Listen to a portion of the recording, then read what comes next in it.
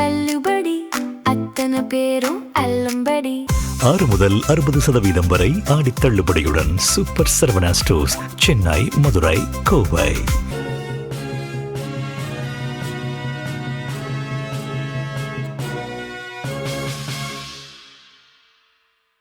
வணக்கம். ஜெம் செய்திகளுக்காக நான் உங்கள் குணா. இந்திய நேரப்படி மதியம் 1:30 மணி செய்திகள். முதலில் ஜெம் தலைப்பு செய்திகளை காணலாம். காமன்வெல்த் போட்டியில் தொடர்ச்சியாக தங்கப்பதக்கம் வென்ற மீராபாய் சானுக்கு பிரதமர் நரேந்திர மோடி வாழ்த்து. ஒவ்வொரு இந்தியருக்கும் மீராபாய் சானு ஒரு பெருமிதமான ஊக்கமாக திகழ்கிறார் என்று பிரதமர் புகழாரம். எதிர்க்கட்சிகளின் அமளிக்கு இடையே பொதுத் தேர்வு முறைகேடுகளை தடுப்பதற்கான மசோதாவை தாக்கல் செய்தார் மத்திய அமைச்சர் ஜிதேந்திர சிங். 10 கோடி அபராதம், 10 ஆண்டுகள் சிறை விதிக்கும் மசோதா தாக்கல். காமன்வெல்த் போட்டியில் வெள்ளி பதக்கம் வென்ற தமிழக வீரர் ராஜா முத்துப்பாண்டிக்கு முதலமைச்சர் விஜய் வாழ்த்து. தமிழ்நாடு அரசின் சார்பில் ராஜா முத்துப்பாண்டிக்கு 30 லட்சம் ரூபாய் ஊக்கத்தொகை வழங்கப்படும் என முதலமைச்சர் அறிவிப்பு. ஒட்டுமொத்த அமைப்பும் மாணவர்களுக்கு எதிராக உள்ளது. மக்களவை எதிர்க்கட்சித் தலைவர் ராகுல் காந்தி குற்றச்சாட்டு. சுங்க கட்டண உயர்வை மத்திய அரசு உடனடியாக திரும்ப பெற வேண்டும் என தமிழ்நாடு காங்கிரஸ் தலைவர் மாணிக்கம் தாக்கூர் வலியுறுத்தல். தமிழகத்திற்கு நிதி கொடுக்காமல் தொடர்ந்து வஞ்சித்து வருகிறது என குற்றச்சாட்டு. முன்னாள் குடியரசுத் தலைவர் அப்துல் கலாமின் 11ஆம் ஆண்டு நினைவு நாளையொட்டி அண்ணாமலை மரியாதை. அப்துல் கலாம் அரசியலில் நன்னெறிமுறைகள் இருக்க வேண்டும் என்பதை விரும்பி அதற்காக அன்றை புத்தகம் எழுதியவர் என்று புகழாரம். லெபனான் மீதான தாக்குதலை இஸ்ரேல் முழுமையாக நிறுத்தினால் அமெரிக்காவுடனான போர் முடிவுக்கு வரும். ஈரான் உச்ச தலைவர் முஜ்தபா கமேனி திட்டவட்டம். காமன்வெல்த் போட்டியில் தொடர்ச்சியாக தங்கப்பதக்கம் வென்ற மீராபாய் சானுக்கு பிரதமர் நரேந்திர மோடி தனது வாழ்த்துக்களை தெரிவித்துள்ளார். பிரதமர் நரேந்திர மோடி தனது சமூக வலைதள பக்கத்தில் வாழ்த்து செய்தி ஒன்றை வெளியிட்டுள்ளார்.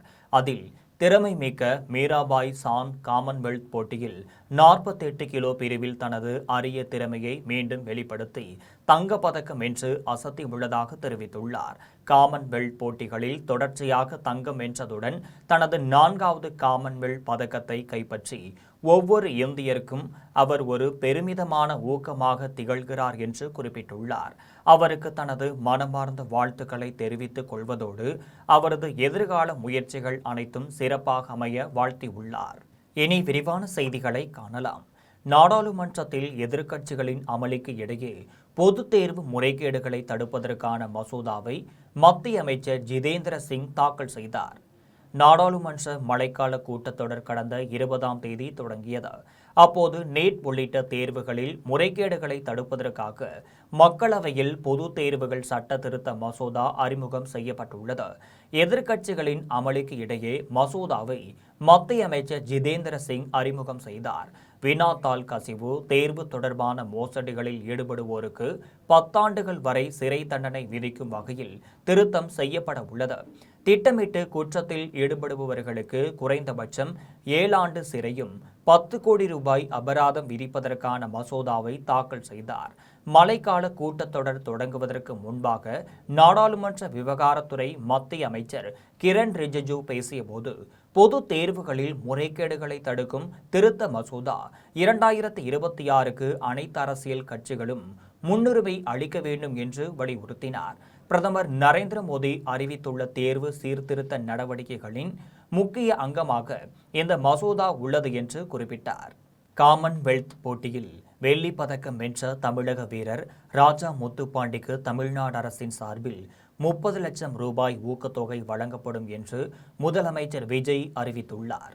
முதலமைச்சர் விஜய் தனது சமூக வலைதள பக்கத்தில் வாழ்த்து செய்தி ஒன்றை வெளியிட்டுள்ளார். அதில் ஸ்காட்லாந்தில் நடைபெற்று வரும் 23வது காமன்வெல்த் விளையாட்டுப் போட்டியில் ஆண்களுக்கான 65 கிலோ எடை தூக்கும் பிரிவில் வெள்ளி பதக்கம் வென்று சாதனை படைத்துள்ள தமிழ்நாட்டின் தூத்துக்குடி மாவட்டத்தைச் சேர்ந்த ராஜா முத்துப்பாண்டிக்கு தனது மனமார்ந்த வாழ்த்துக்களையும் பாராட்டுகளையும் தெரிவித்துள்ளார். ராஜா முத்துப்பாண்டியின் இந்த சாதனையை பாராட்டும் வகையில் தமிழ்நாடு அரசின் சார்பில் அவருக்கு 30 லட்சம் ரூபாய் ஊக்கத்தொகை வழங்கப்படும் என்று அறிவித்துள்ளார். இவரது வெற்றி இளைஞர்களிடையே புதிய உற்சாகத்தையும் நம்பிக்கையையும் ஏற்படுத்தும் என நம்புவதாக கூறினார். அவர் மேலும் பல சாதனைகளை படைத்து இந்திய நாட்டிற்கும் தமிழ்நாட்டிற்கும் தொடர்ந்து பெருமை சேர்க்க எனது வாழ்த்துக்கள் என தெரிவித்துள்ளார். ஒட்டுமொத்த அமைப்பும் மாணவர்களுக்கு எதிராக உள்ளது என்று மக்களவை எதிர்க்கட்சித் தலைவர் ராகுல் காந்தி குற்றம் சாட்டியுள்ளார். மக்களவை எதிர்க்கட்சித் தலைவர் ராகுல் காந்தி தனது சமூக வலைதள பக்கத்தில் பதிவிட்டுள்ளார். அதில் ஒட்டுமொத்த அமைப்பும் மாணவர்களுக்கு எதிராக அப்பட்டமான உயிர் பறிக்கும் வெறியை கொண்டுள்ளது என்று குற்றம் சாட்டியுள்ளார். பீகாரில் போராட்டத்தில் ஈடுபட்ட மாணவர்கள் மீது முதல் தகவல் அறிக்கைகள் பதிவு செய்யப்பட்டுள்ளதாகவும் பிரதமர் மோடி வழக்கு பதிவு செய்யப்பட்டதா என்று கூறி வாக்குறுதி எங்கே போனது என்று கேள்வி எழுப்பியுள்ளார். டெல்லி, பீகாரை தொடர்ந்து உத்தரப்பிரதேசம், மேற்கு வங்கம் உள்ளிட்ட எல்லா இடங்களிலும் இதே நிலைதான் என்று சுட்டிக்காட்டினார். மத்திய அரசு தங்கள் வார்த்தைகளில் இருந்து பின்வாங்கி மாணவர்களின் குரல்களை அடக்க எல்லா தந்திரங்களையும் பயன்படுத்துவார்கள் என்று தெரிவித்துள்ளார். மத்திய அரசு மாணவர்களை தாக்கி நசுக்கியவர்கள் மீது நடவடிக்கை எடுக்க வேண்டும் என்று கேட்டுக்கொண்டுள்ளார். சுங்க கட்டண உயர்வை மத்திய அரசு உடனடியாக திரும்ப பெற வேண்டும் என்று தமிழ்நாடு காங்கிரஸ் தலைவர் மாணிக்கம் தாக்கூர் வலியுறுத்தியுள்ளார். தமிழ்நாடு காங்கிரஸ் தலைவர் மாணிக்கம் தாக்கூர் தனது சமூக வலைதள பக்கத்தில் அறிக்கை வெளியிட்டுள்ளார். அதில் பிரதமர் மோடி அரசின் தவறான பொருளாதார கொள்கையால் கடந்த 4 மாதங்களில் 3வது முறையாக சுங்க கட்டணம் உயர்ந்துள்ளது என்று குற்றம் சாட்டியுள்ளார். பெட்ரோல், டீசல், எரிவாயு போன்ற எரிபொருள் விலை உயர்வால் மக்கள் பெரும் சிரமங்களை அனுபவித்து வரும் நிலையில் சுங்கச்சாவடிகளில் மீண்டும் கட்டணத்தை உயர்த்தி இருப்பது நடுத்தர குடும்பங்களை கடுமையாக பாதித்துள்ளது என்று தெரிவித்துள்ளார். இது பற்றியெல்லாம் கவலைப்படாமல் இந்தியா வளர்ந்துவிட்டது என்று தினமும் பொய்க் கதைகளை பரப்பி வருவதாக கூறியுள்ளார். சுங்க கட்டண உயர்வை மோடி அரசு உடனடியாக திரும்ப பெற வேண்டும் என்று வலியுறுத்தியுள்ளார். மத்திய அரசு தமிழ்நாட்டிலிருந்து ஆண்டுக்கு பல்லாயிரம் கோடி ரூபாய் சுங்க கட்டணம் வசூலிக்கிறது என்றும், ஆனால் தமிழகத்திற்கு எந்த திட்டங்களையும் தராமல் கொடுக்க வேண்டிய நிதியையும் கொடுக்காமல் தொடர்ந்து வஞ்சித்து வருகிறது என்று குற்றம் சாட்டினார். இதுகுறித்து தமிழ்நாடு காங்கிரஸ் நாடாளுமன்றத்தில் வலுவான குரல் எழுப்பப் போவதாக தெரிவித்துள்ளார். கோவையில் அப்துல் கலாம் பிறந்த நாளில் centre for ethics in politics என்ற பெயரில் மையம் ஒன்றை வைத்து நாட்டுக்காக அர்ப்பணிக்க இருப்பதாக நாம் தலைவர் இயக்கத்தின் நிறுவனர் அண்ணாமலை தெரிவித்துள்ளார். ராமேஸ்வரத்தில் முன்னாள் குடியரசுத் தலைவர் அப்துல் கலாமின் 11ஆம் ஆண்டு நினைவு நாளையொட்டி நாம் தலைவர் இயக்கத்தின் நிறுவனர் அண்ணாமலை அவரது நினைவிடத்தில் மலரஞ்சலி செலுத்தினார். இதைத் தொடர்ந்து செய்தியாளர்களிடம் பேசிய அவர், நான் மாணவராக இருந்தபோதே அப்துல் கலாமின் பேச்சை கேட்டு வளர்ந்தவன் என்றும், எனவே அவரது வழியில் நாம் தலைவர் இயக்கத்தை வழிநடத்த முடிவு செய்துள்ளேன் என்று தெரிவித்துள்ளார். அப்துல் கலாம் அரசியலில் நன்னெறிமுறைகள் இருக்க வேண்டும் என்பதை விரும்பி அதற்காக அன்றை புத்தகம் எழுதியவர் என்று கூறினார்.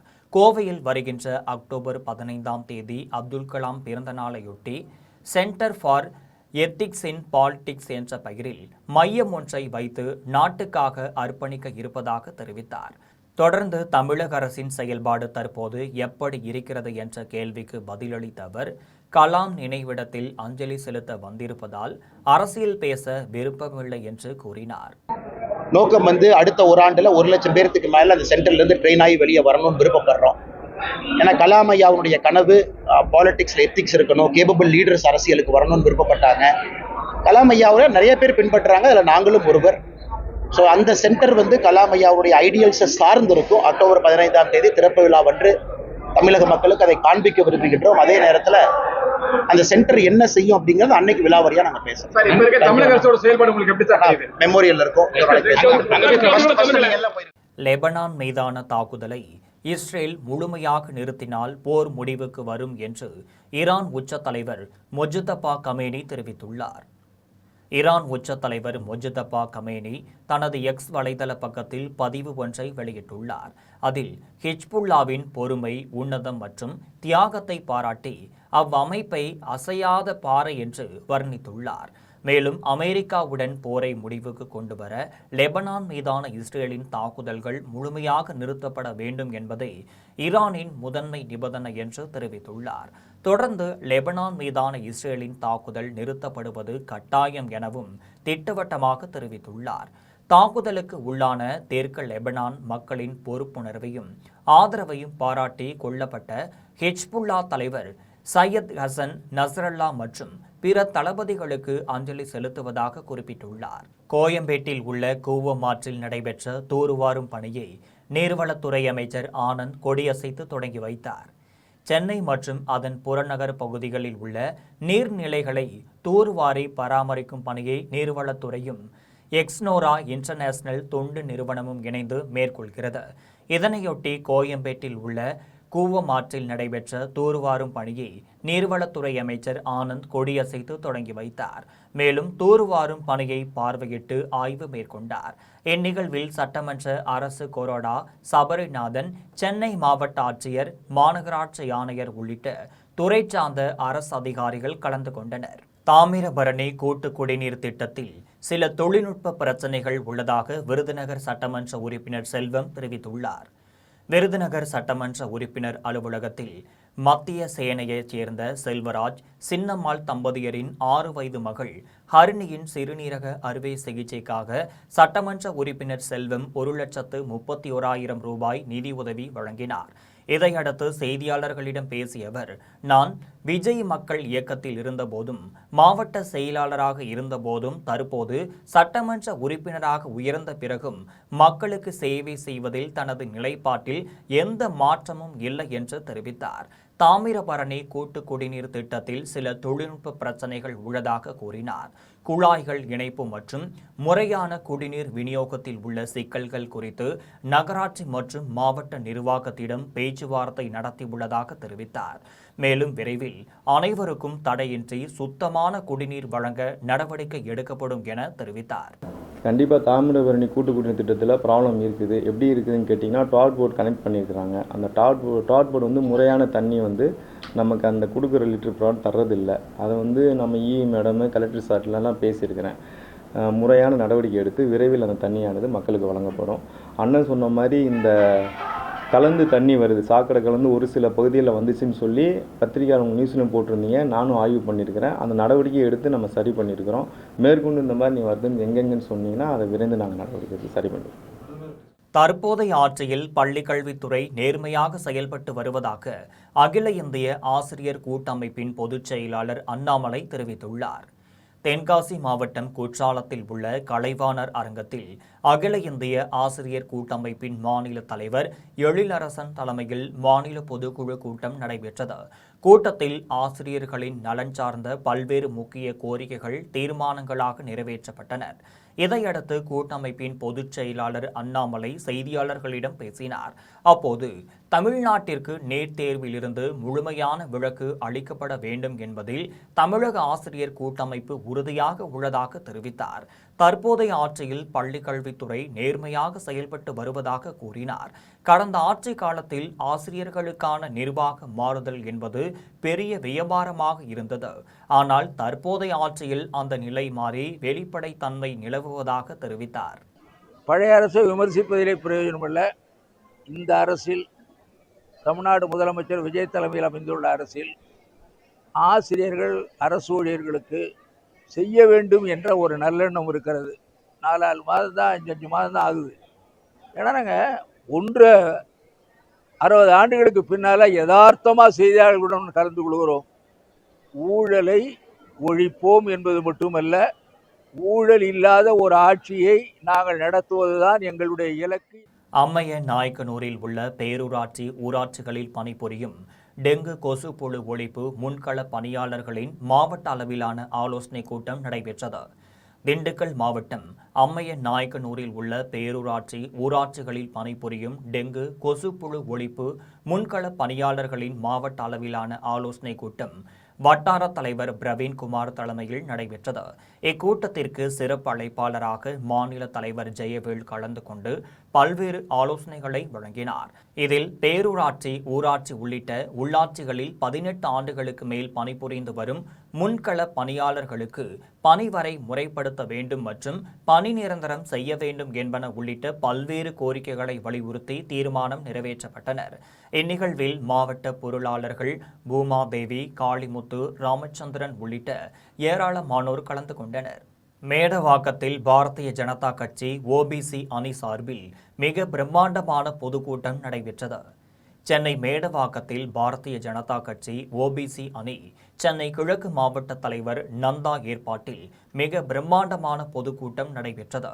இக்கூட்டத்தில் ஓபிசி அணி மாநில தலைவர் திருநாவுக்கரசு கலந்து கொண்டு சிறப்புரையாற்றிய போது தமிழக முதல்வர் விஜயை ஆட்சியை கடுமையாக விமர்சித்து பேசினார். இந்நிகழ்ச்சியில் மாநில தலைவர் ஸ்ரீதர், மாநில செயலாளர் தியாகராஜன், சென்னை கிழக்கு மாவட்ட தலைவர் குமார் உள்ளிட்ட ஏராளமானோர் கலந்து கொண்டனர்.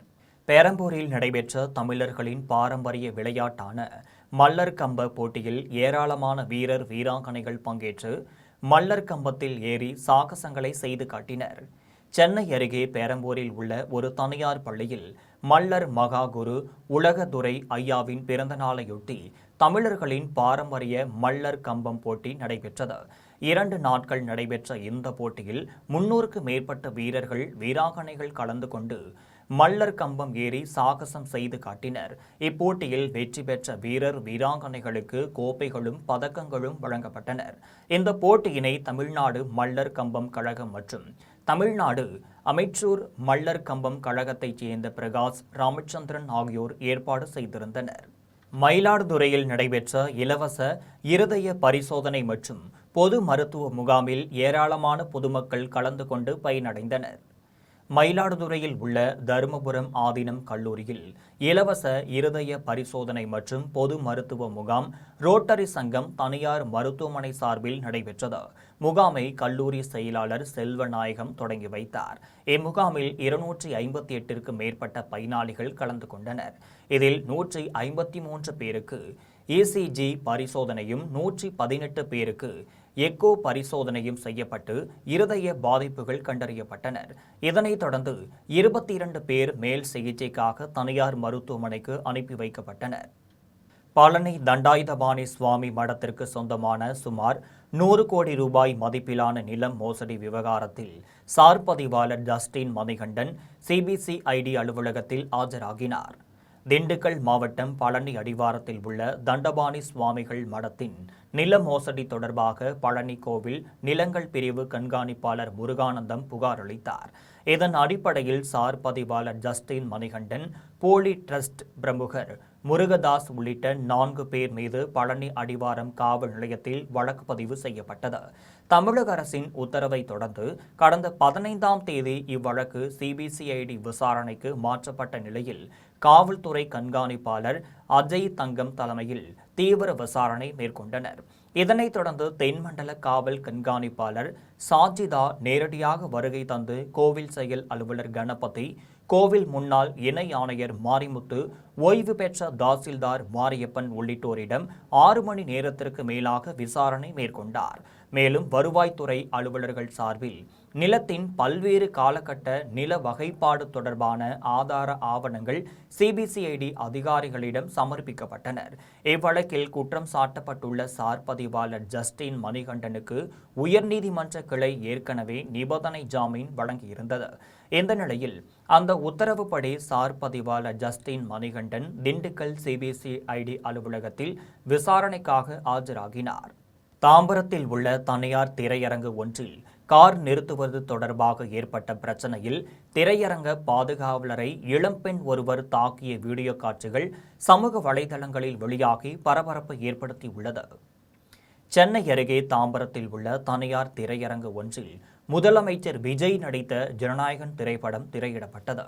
இப்படத்தை காண காரில் வந்த இளம்பெண் ஒருவருக்கும் திரையரங்க பாதுகாவலருக்கும் இடையே கார் நிறுத்துவது தொடர்பாக வாக்குவாதம் ஏற்பட்டது.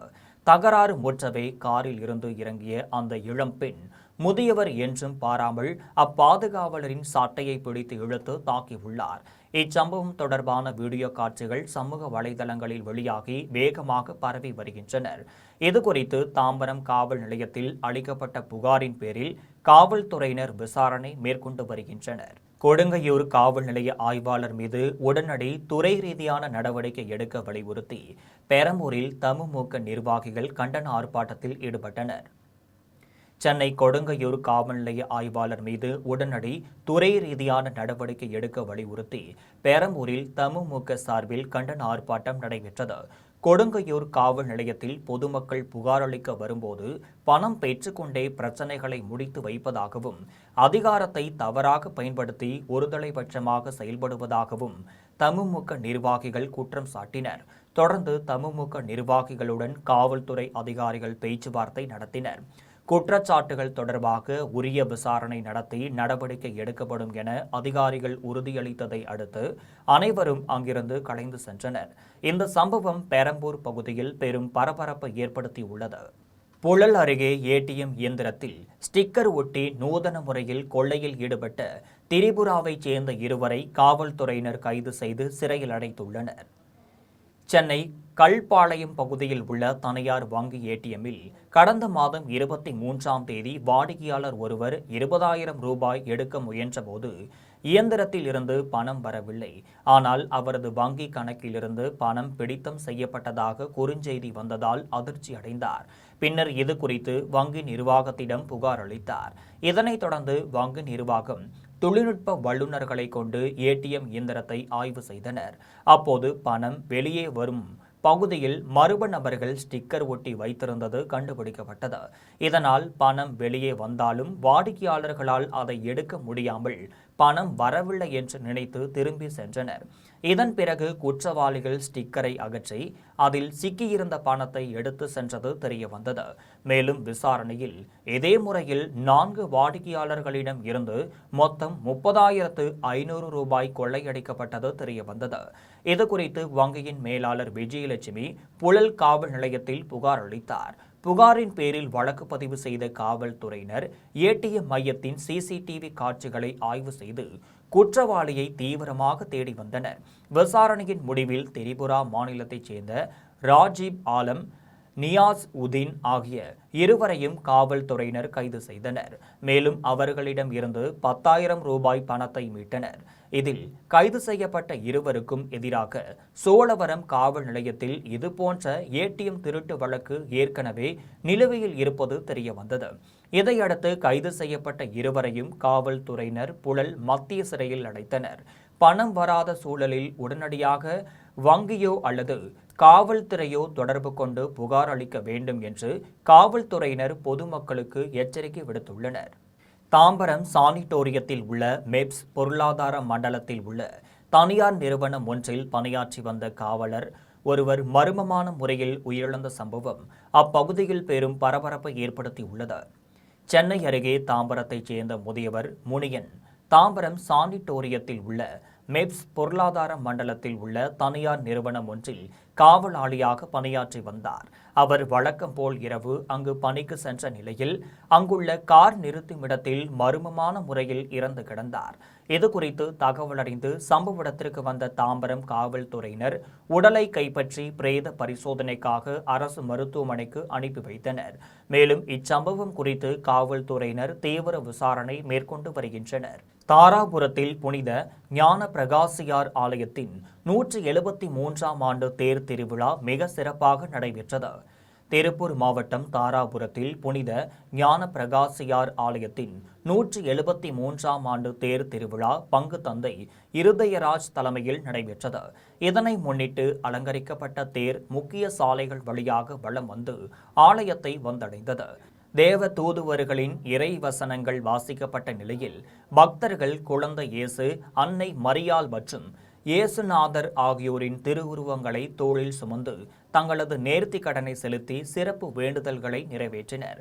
இதுகுறித்து பங்கு தந்தை இருதயராஜ் பேசியபோது தியாக வாழ்வின் அடையாளமாக விளங்கிய புனித ஞான பிரகாசியாரின் வாழ்க்கை நமக்கு சிறந்த முன்மாதிரியாகும் என்று குறிப்பிட்டார். அவரது வழியில் நாமும் இறை நம்பிக்கையுடனும் மனித நேயத்துடனும் வாழ முயற்சிக்க வேண்டும் என்று கூறினார். ஆதம்பாக்கத்தில் உள்ள பழண்டி அம்மன் கோவிலில் கூழ் ஊற்றும் திருவிழா மிக சிறப்பாக நடைபெற்றது. சென்னை ஆதம்பாக்கத்தில் உள்ள பழண்டி அம்மன் கோவிலில் ஆடி மாத 2ஆம் வாரத்தையொட்டி கூழ் ஊற்றும் திருவிழா நடைபெற்றது. விழாவையொட்டி அம்மனுக்கு காப்பு கட்டி விரதம் இருந்த பக்தர்கள் கரகம் எடுத்து வந்து கூழ் ஊற்றி நேர்த்திக்கடன் செலுத்தினர். அதனைத் தொடர்ந்து வண்ண மலர்களால் அலங்கரிக்கப்பட்ட அம்மன் முக்கிய வீதிகள் வழியாக வீதி உலா வந்து பக்தர்களுக்கு அருள்பாலித்தார். இவ்விழாவிற்கான ஏற்பாடுகளை கோவில் நிர்வாகிகளும் பொதுமக்களும் சிறப்பாக செய்திருந்தனர். திருவேற்காடு அருகே உள்ள பெரிய பாளையத்து பவானியம்மன் ஆலயத்தில் நடைபெற்ற தீமிதி திருவிழாவில் ஆயிரக்கணக்கான பக்தர்கள் கலந்து கொண்டு சாமி தரிசனம் செய்தனர். திருவள்ளூர் மாவட்டம் திருவேற்காடு அருகே சுந்தர சோழபுரத்தில் உள்ள பெரிய பாளையத்து பவானியம்மன் ஆலயத்தில் ஆடி திருவிழாவையொட்டி தீமிதி திருவிழா நடைபெற்றது. முன்னதாக காப்பு கட்டி விரதம் இருந்த ஏராளமான பக்தர்கள் தீக்குழியில் இறங்கி தீமிதித்து தங்களது நேர்த்தி கடனை செலுத்தினர். மேலும் சிலர் குழந்தைகளை தோளில் சுமந்தபடி தீமிதித்து தங்களது வேண்டுதலை நிறைவேற்றினர். விழாவையொட்டி காவல்துறையினர் பாதுகாப்பு பணியில் ஈடுபட்டனர். ஏலூர்பட்டி அருகே உள்ள மாராச்சி பட்டிமேடு சுங்கச்சாவடி ஊழியர்கள் குடியிருப்பு பகுதிகளில் இருந்து திருட்டுத்தனமாக தண்ணீரை எடுத்ததால் ஆத்திரமடைந்த பொதுமக்கள் சுங்கச்சாவடியை முற்றுகையிட்டு போராட்டத்தில் ஈடுபட்டனர். திருச்சி மாவட்டம் ஏலூர்பட்டி அருகே உள்ள மாராச்சிப்பட்டி மேடு சுங்கச்சாவடிக்கு தனி குடிநீர் இணைப்பு இல்லை. இதனால் அருகில் உள்ள குடியிருப்பு பகுதிக்கு செல்லும் குழாயில் இருந்து தற்காலிகமாக நீர் வழங்கப்பட்டு வந்தது. இதன் காரணமாக அப்பகுதி மக்களுக்கு குடிநீர் விநியோகம் குறைந்தது. இதை அறிந்த ஊராட்சி ஒன்றிய அதிகாரிகள் கடந்த 10 நாட்களுக்கு முன் சுங்கச்சாவடிக்கு சென்ற அந்த தற்காலிக குடிநீர் இணைப்பை துண்டித்தனர். இந்த நிலையில் தங்கள் பகுதிக்கு தொடர்ந்து குடிநீர் குறைவாக வந்ததால் சந்தேகமடைந்த மாராட்சிப்பட்டி பொதுமக்கள் சுங்கச்சாவடிக்கு சென்று நேரில் ஆய்வு செய்தனர். அப்போது துண்டிக்கப்பட்ட பழைய இணைப்பிலிருந்து சுங்கச்சாவடி ஊழியர்கள் திருட்டுத்தனமாக மீண்டும் புதிய பைப்லைன் அமைத்து தண்ணீரை பயன்படுத்தி வந்தது தெரிய வந்தது. இதை கண்டு ஆத்திரமடைந்த பொதுமக்கள் யாரிடம் அனுமதி பெற்று திருட்டுத்தனமாக குடிநீர் எடுக்கிறீர்கள் என்று கேள்வி எழுப்பினர். அதற்கு சுங்கச்சாவடி ஊழியர்கள் நாங்கள் அப்படித்தான் எடுப்போம் என்று அலட்சியமாக பதிலளித்ததால் இரு தரப்பினருக்கும் இடையே கடும் வாக்குவாதம் ஏற்பட்டது. இதைத் தொடர்ந்து ஒரு பொதுமக்கள் திடீரென சுங்கச்சாவடியை முற்றுகையிட்டு போராட்டத்தில் ஈடுபட்டனர். இச்சம்பவம் குறித்து தகவல் அறிந்து வந்த காட்டுப்புத்தூர் காவல் ஆய்வாளர் அன்னக்கொடி, உதவி ஆய்வாளர் செல்வராஜ் உள்ளிட்ட காவல்துறையினர் பொதுமக்களிடம் பேச்சுவார்த்தை நடத்தியதை தொடர்ந்து அனைவரும் அங்கிருந்து கலைந்து சென்றனர். பூவிருந்தவள்ளி அரசு மருத்துவமனையில் போதிய ஆம்புலன்ஸ் வசதி இல்லாததால் மேல் சிகிச்சைக்காக வேறு மருத்துவமனைக்கு செல்ல நோயாளிகள் மாற்று வாகனத்திற்காக நீண்ட நேரம் காத்திருக்கும் சூழல் ஏற்பட்டுள்ளது. திருவள்ளூர் மாவட்டம் பூவிருந்தவள்ளி அரசு மருத்துவமனையில் 2 ஆம்புலன்ஸ்கள் மட்டுமே பயன்பாட்டில் உள்ள நிலையில் ஒரே நேரத்தில் 10க்கும் மேற்பட்ட நோயாளிகள் வந்ததால் மாற்று வாகனத்திற்காக நீண்ட நேரம் காத்திருக்கும் சூழல் ஏற்பட்டது. இதனால் அவசர நிலை கருதி சிலர் தனியார் ஆம்புலன்ஸ்களை வரவழைத்து வேறு மருத்துவமனைகளுக்கு சென்றனர். எனவே நோயாளிகளின் அவசர தேவைகளை கருத்தில் கொண்டு பூவிருந்தவள்ளிக்கு அருகில் உள்ள திருவேற்காடு, நேமம் உள்ளிட்ட பகுதிகளில் நிறுத்தப்பட்டுள்ள ஆம்புலன்ஸ்களை மாற்று ஏற்பாடாக உடனடியாக பயன்படுத்த அரசு நடவடிக்கை எடுக்க வேண்டும் என பொதுமக்கள் கோரிக்கை விடுத்துள்ளனர். இனி வருவது திரையுலக செய்திகள். பிரபல நடிகர் விஷால் நடிக்கும் மகுடம் திரைப்படம் அடுத்த மாதம் 14ஆம் தேதி வெளியாகும் என படக்குழுவினர் தெரிவித்துள்ளனர். பிரபல நடிகர் விஷால் மகுடம் என்ற புதிய படத்தில் நடித்துள்ளார். இதில் துஷாரா விஜயன், அஞ்சலி ஆகியோர் முக்கிய கதாபாத்திரங்களில் நடித்துள்ளனர். நடிகர் விஷால் இயக்கத்தில் இப்படத்திற்கு ஜி.வி. பிரகாஷ் குமார் இசையமைத்துள்ளார். இந்த நிலையில் மகுடம் படத்தின் புது பாடலான கலங்காதே இன்று மாலை 6 மணிக்கு வெளியாகுகிறது. மேலும் படம் அடுத்த மாதம் 14ஆம் தேதி வெளியாகும் என படக்குழுவினர் தெரிவித்துள்ளனர். பாடல் வெளியீடு தொடர்பான ப்ரமோ வீடியோ இணையத்தில் வெளியாகி உள்ள நிலையில் நடிகர் விஷாலின் ரசிகர்களிடையே இப்படத்தின் மீதான எதிர்பார்ப்பு அதிகரித்துள்ளது. இனி வருவது விளையாட்டு செய்திகள்.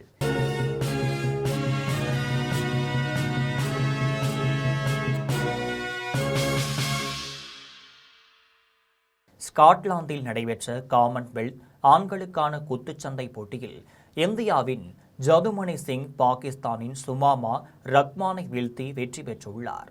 ஸ்காட்லாந்தின் கிளாஸ்கோ நகரில் 2026 காமன்வெல்த் ஆண்களுக்கான குத்துச்சண்டை போட்டி நடைபெற்றது.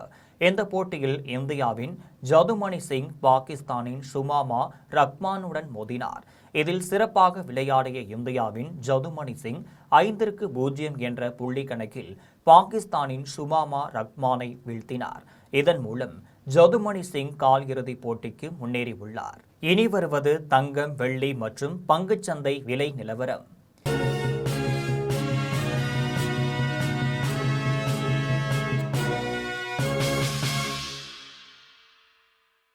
சென்னையில் ஆபரண தங்கம் இன்று ஒரு சவரன் 1,06,960 ரூபாய்க்கு விற்பனை செய்யப்படுகிறது. சென்னையில் இன்று ஆபரண தங்கத்தின் விலை கிராமிற்கு 70 ரூபாய் அதிகரித்து 13,370 ரூபாய்க்கு விற்பனை செய்யப்படுகிறது. மேலும் ஒரு சவரன் 560 ரூபாய் அதிகரித்து 1,06,960 ரூபாய்க்கு விற்பனை செய்யப்படுகிறது. 24 கேரட் தூய தங்கம் ஒரு சவரன் 1,16,688 ரூபாய்க்கு விற்பனை செய்யப்படுகிறது. மேலும் 1 கிராம் வெள்ளி 240 ரூபாய்க்கும் 1 கிலோ வெள்ளி 2,40,000 ரூபாய்க்கு விற்பனை செய்யப்படுகிறது. இந்திய பங்குச் சந்தைகளில் வணிகம் இன்று உயர்வுடன் காணப்படுகிறது. மும்பை பங்குச்சந்தை பங்கு விலை குறியீட்டு எண் சென்செக்ஸ் 630 புள்ளிகள் அதிகரித்து 76,690 புள்ளிகளில் வணிகமாகிறது. தேசிய பங்குச்சந்தை பங்கு விலை குறியீட்டு எண் நிஃப்டி 174 புள்ளிகள் அதிகரித்து 23,942 புள்ளிகளில் வணிகமாகிறது. மீண்டும் ஜெம் தலைப்பு செய்திகள். காமன்வெல்த் போட்டியில் தொடர்ச்சியாக தங்கப்பதக்கம் வென்ற மீராபாய் சானுக்கு பிரதமர் நரேந்திர மோடி வாழ்த்து.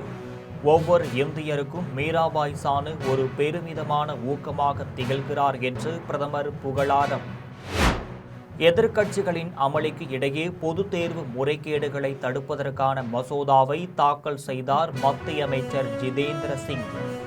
10 கோடி அபராதம் 10 ஆண்டுகள் சிறை விதிக்கும் மசோதா தாக்கல். காமன்வெல்த் போட்டியில் வெள்ளி பதக்கம் வென்ற தமிழக வீரர் ராஜா முத்துப்பாண்டிக்கு முதலமைச்சர் விஜய் வாழ்த்து.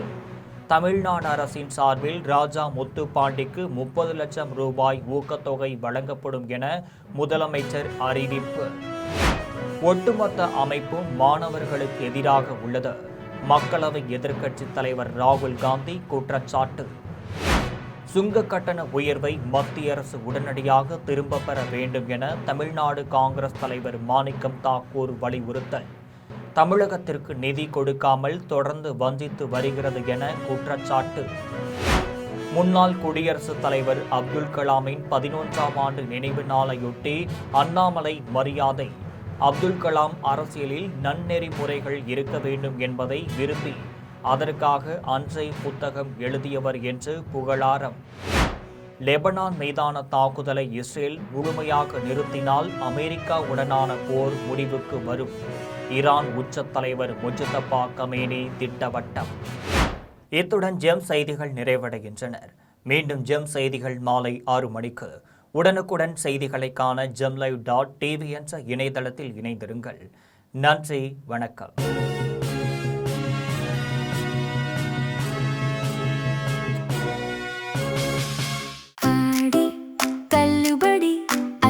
பேரும் அல்லும்படி 6 முதல் 60% வரை ஆடித் தள்ளுபடியுடன் சூப்பர் சரவணா ஸ்டோர்ஸ், சென்னை, மதுரை, கோவை.